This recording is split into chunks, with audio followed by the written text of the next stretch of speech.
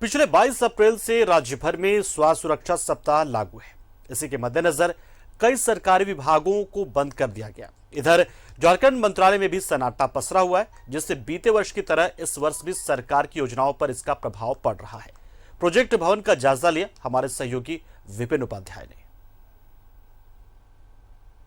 झारखंड मंत्रालय जहां से राज्य की सरकार चलती है, राज्य की तमाम व्यवस्थाएं चलती है, लेकिन जिस तरह से कोरोना का संक्रमण लगातार बढ़ रहा था, उसको देखते हुए राज्य में जो लगातार स्वास्थ्य सुरक्षा सप्ताह मनाया जा रहा है, उसकी वजह से लगभग विभागों को राज्य की सरकार ने बंद कर रखा है, जिसकी वजह से कि कोरोना ना फैले, जो सचिवालय कर्मी हैं वो इसकी चपेट में ना आ सके।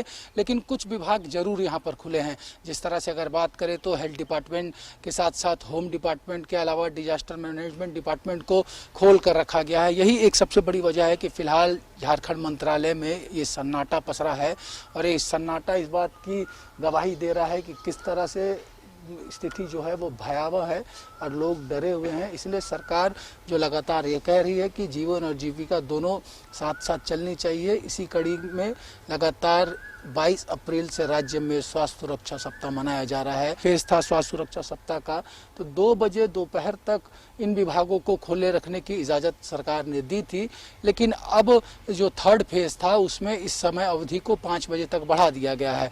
50% अटेंडेंस के साथ लोग यहाँ कार्यरत है। हालांकि इस मंत्रालय में अगर हम बात करें तो प्रोजेक्ट भवन में सिर्फ होम डिपार्टमेंट है और बाकी जो अन्य विभाग हैं वो नेपाल हाउस में है। सन्नाटा नज़र आ रहा है, वो अपने आप में कई मैसेज जो है वो लोगों को दे रहा है कि सरकार जो एक कोशिश कर रही है।